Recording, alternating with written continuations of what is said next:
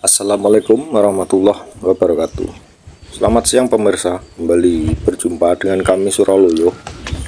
Di kesempatan ini kami akan mengajak pemirsa untuk menelusuri suatu tempat petilasan dari salah satu pembantu atau abdi dari Sunan Bonang pemirsa. Ya mungkin pemirsa bertanya, kenapa kok siang hari? Biasanya Suraloyo kan dalam pembuatan video malam hari. Nah ini lain pemirsa ya, karena banyak berbagai hal dan berbagai faktor. Di saat malam hari kami kesulitan untuk datang ke lokasi atau ke tempat ini, sehingga kami hanya bisa datang pada siang hari. Dan di sini kami kesulitan untuk menemui sang juru kunci atau ya yang istilahnya itu yang membersihkan tempat sinilah, yang konon katanya warga sekitar itu rumahnya sangat jauh dari tempat ini pemirsa. Tapi sebelum ke tempat ini, kami beserta tim sudah berusaha menggali informasi, membaca berbagai literasi untuk memperjelas dari lokasi tempat ini.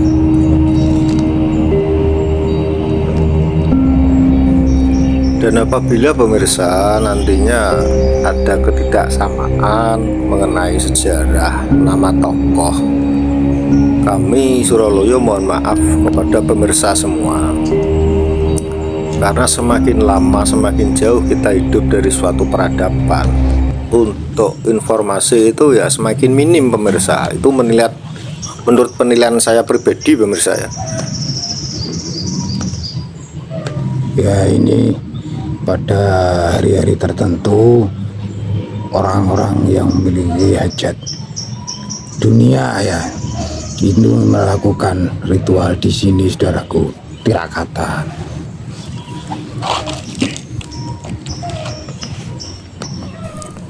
Dan ini kami akan berusaha masuk pemirsa ke lokasi tempat di halaman dari pemakaman Mbah Wareng.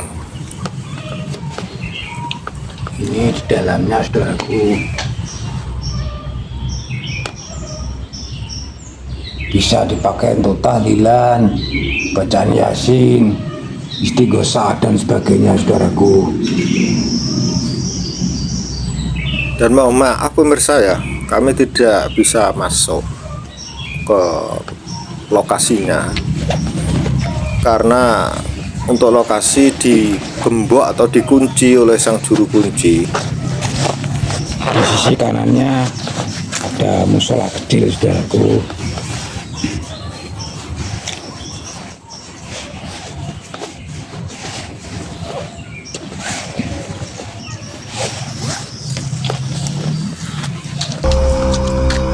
Dan itu kelihatan ya suatu makam, tapi tidak ada tulisannya, saudaraku. Itu makam baru kak, istilahnya itu baru dibuka. Karena saya sendiri itu dulu sering kesini pemirsa ya. Setahu saya dulu di tempat ini yang ada makam ya hanya di lokasi Mbah Wareng ini, maksudnya yang dipagari oleh tembok berwarna putih. Dan di luar itu tidak ada makam. Istilahnya itu makam-makam tokoh lain tidak ada. Jadi untuk yang di luaran kalau ada 1-2 makam itu adalah makam baru ya, entah rekayasa atau bagaimana, saya sendiri kurang paham. Tapi yang jelas di dalam pemakaman ini, di dalam tembok putih ini ada salah satu makam dari keturunan Bupati Tuban pemirsa. Tepatnya beliau adalah adik dari Sunan Kalijogo. Dan dulu pemirsa, tempat ini adalah pondokan dari Sunan Bonang, yang mana banyak penduduk sekitar atau para santri dari luar daerah itu menimba ilmu atau meguru di tempat sini. Ya karena saking lamanya pemirsa ya, ratusan tahun, sehingga pondok beliau itu tidak bisa ditemukan. Walaupun itu sisa-sisanya, yang bisa ditemukan hanyalah makam dari Mbah Wareng. yang mana beliau adalah abdi dari Sunan Bonang, dan juga makam dari adik Sunan Kalijogo yang bernama Dewi Wulan, Nawang Wulan.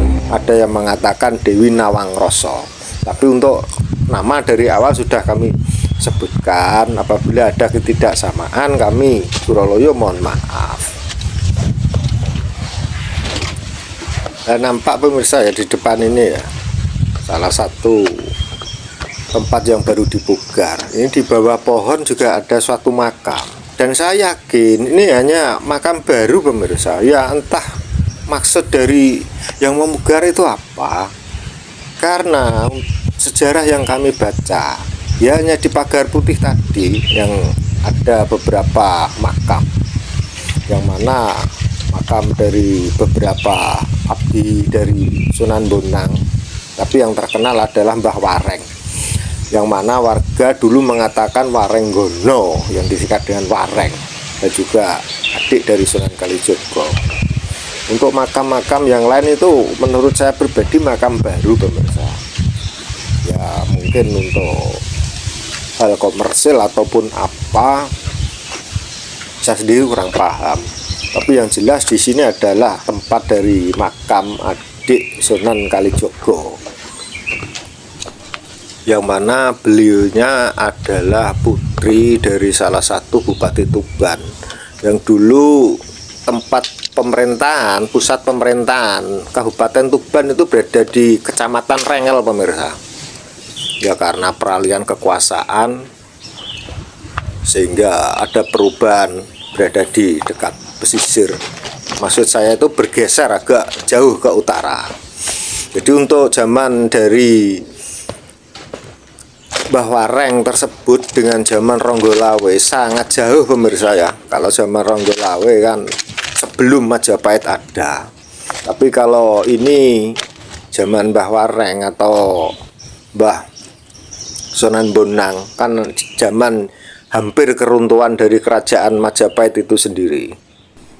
Dan seperti di awal tadi apa yang dikatakan oleh Kang Suro, bahwasanya di hari-hari tertentu tempat ini dikunjungi oleh para peziarah. Yang jelas itu harinya Kamis malam Jumat pemirsa. Ya ada, entah itu malam Jumat Kliwon atau paling ada banyak sekali pengunjung yang kesini. Ya entah mereka itu bertujuan sekedar ngalap berkah ataupun mempunyai hajat lain, kami kurang paham. Tapi yang jelas untuk pelaksanaan ritual yang paling ramai di tempat ini di Kamis malam Jumat. Sedangkan kami Suraloyo sudah beberapa kali, kalau tidak salah itu 3 kali pemirsa mendatangi tempat ini. Ya istilahnya kalau kondisi malam hari itu bagaimana, dan kira-kira mampu atau tidak kiranya tim Suraloyo itu mewujudkan suatu benda di tempat seperti ini. Ya kami yakin pemirsa untuk tempat yang seperti ini, suatu petilasan atau makam tua, itu banyak suatu benda atau barang yang sifatnya itu masih gaib atau terselubung. Ya bukan berarti kami itu pemburu benda gaib, tidak pemirsa. Memang ada kalanya kami khususnya itu Kang Suro menampakkan benda dari alam lain pemirsa. Tapi untuk peristiwa tersebut adalah benda itu yang jelas tidak bertuan, tidak ada yang memiliki, ataupun sifatnya benda itu dikasih. Dalam arti kalau kita bisa mewujudkan ya dipersilahkan oleh penguasa suatu tempat. Jadi kami tidak merebutnya atau bahkan kami memporak-porandakan suatu tempat demi suatu benda, begitu tidak pemirsa. Ya minimal lah pemirsa bisa melihat kondisi dari suatu petilasan pondok dari salah satu wali 9 atau wali Songo yang tepatnya bernama Sunan Bonang, dan juga makam dari beliau adik kandung dari Sunan Kalijogo. Ya seperti pemirsa saksikan sendiri. seperti awal tadi pemirsa, apabila ada ketidaksamaan sejarah nama tokoh yang kami sampaikan, kami mohon maaf karena kami berusaha menceritakan sesuai dengan referensi yang kami baca atau sumber-sumber yang kami baca. Jadi kami tidak ngomong berdasarkan pendapat kami, tidak. Dan pesan kami bagi mereka peziarah yang suka ke tempat-tempat seperti ini yang berbau angker atau ya yang berbau istilahnya itu mistik, tolonglah ya sekedarnya saja, jangan meminta-minta di tempat yang seperti ini. Dan tetap permintaan kita tujukan kepada Allah Subhanahu wa Ta'ala. Kalau toh kita berkeinginan untuk melihat suatu tempat, berziarah, mendoakan, ya tidak apa-apa pemirsa. Tapi untuk niat kita jangan sampai niat kita itu terperosok meminta dengan suatu makhluk. Ya tahu sendirilah pemirsa makna dari apa yang saya sampaikan.